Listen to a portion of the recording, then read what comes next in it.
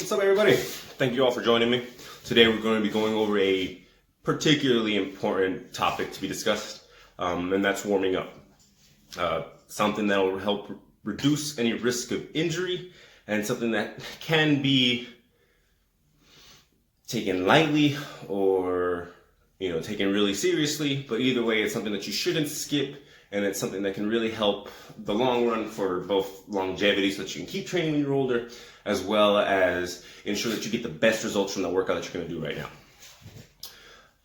So there's a big discussion between static stretching and dynamic warm-ups. I kind of have a school of thought that both of them are good. They both have their places. I use a combination of the two. I start to warm up and get the blood flow going with with dynamic movements, some side shuffles, high knees, stuff like that, just to get the blood flow going. And then I transition from there into static stretching into the muscles that I'm going to be using for that lift. So if I'm going to be doing, overhead presses and incline bench, I'm going to make sure that my shoulders are stretched, my pecs are stretched, my triceps are nice and warmed up. So that way all the pushing muscles that I'm going to be using for that lift are going to be specifically warmed up and ready to go. And I've injured myself in the past, and injuring myself during weight training doesn't seem like something that I want to do again. So the warm-up routine that I normally do, it's in about a 10-yard space. So you can imagine, a certain distance, 10 yards up and back. It's side shuffles, high knees, butt kickers, goose steps, or like high kicks, kind of running backwards, and then a rotator cuff warm-up. I do the rotator cuff warm-up every workout. I don't care if I'm deadlifting, I don't care if I'm squatting, shoulder press, tricep bench press, it doesn't matter. I'm doing my rotator cuff warm-up. I dislocated my shoulder when I was like 12, and I'd rather have that area nice, strong, and shored up. The routine is up and back counts as one. So up and back counts as one for side shuffles. What you're going to be doing is two reps of each exercise. So up and back counts as one. Side shuffles, you're going to do two reps. Up and back high kicks or butt kickers counts as one, so you're up and back in twice. And it's just going to be one after the other. You're going to switch, you're going to switch, you're going to switch. And I'll post a clip of me doing it alongside this clip, or I'll attach it to somewhere. I'll figure it out. We'll have it all in one together. So it's the side shuffles up and back counts as one. Then you're going to switch over to the high knees. Then once you're done with your two with high knees, you're going to switch over to butt kickers.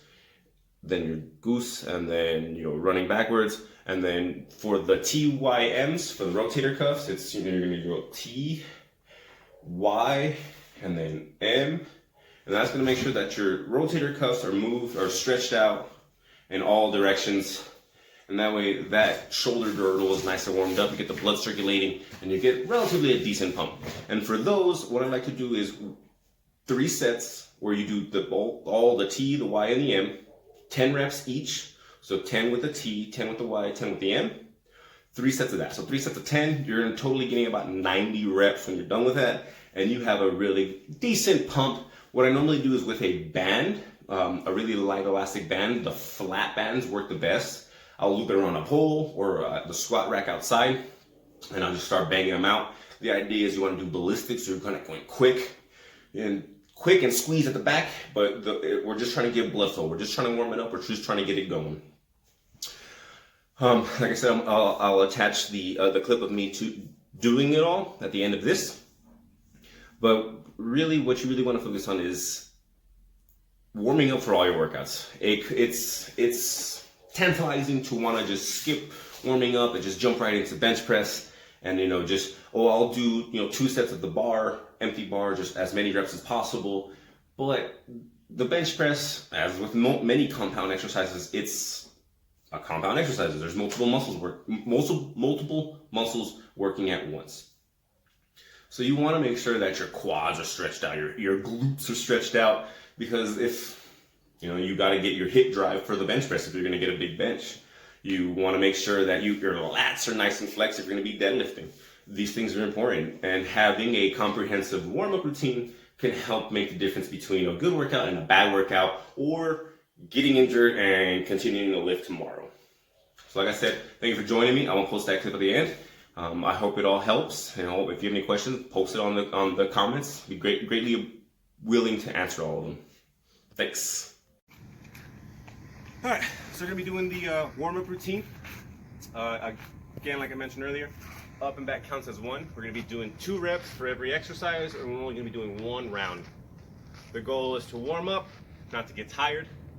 We're gonna try to get blood moving, try to get some sweat going. It is relatively cold out here right now, so I want to get nice and warmed up for my workout tonight. Starts off with a side shuffle.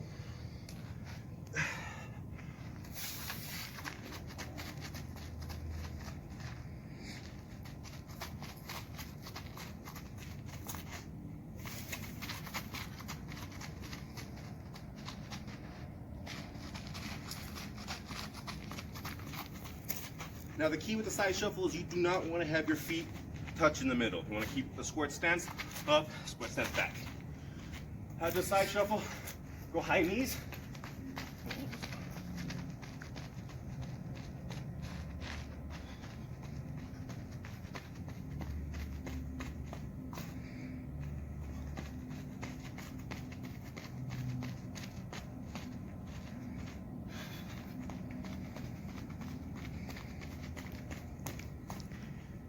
Lift your knees as high as you can without hurting yourself. And you want to make sure to land on your toes and put the tension into the calves. You don't want to hurt your ankles or your toes. After the high knees, we're going to do butt kickers.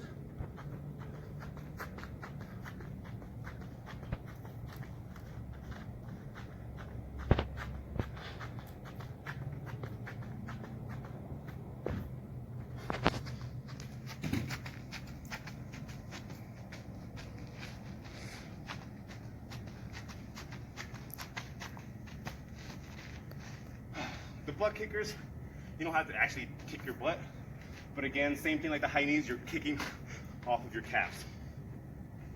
After the butt kickers, we're going to do high kicks across the body.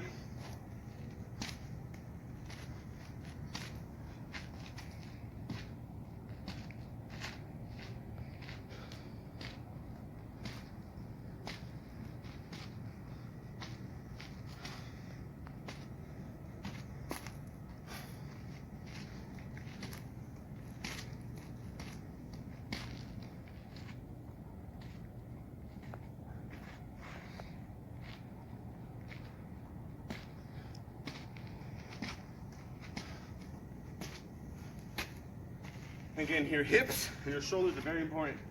And you want to keep those warm. So the high knees and the high kicks are a really great way to warm up the hips. And after that, one of my favorite ones is running backwards, or at least backpedaling.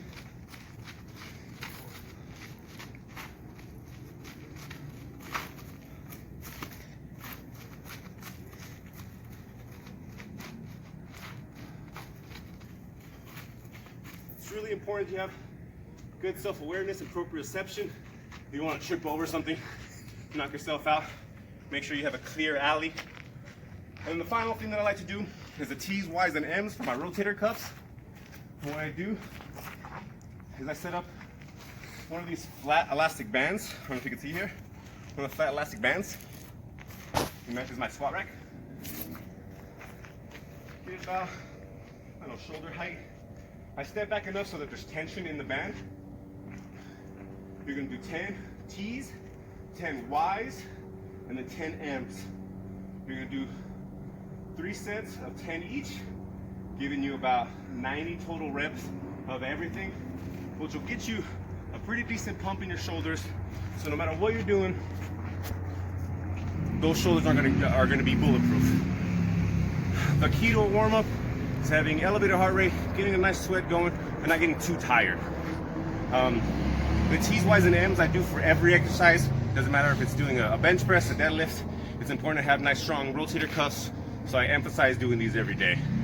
With that, thank you guys for joining me. Have a good night.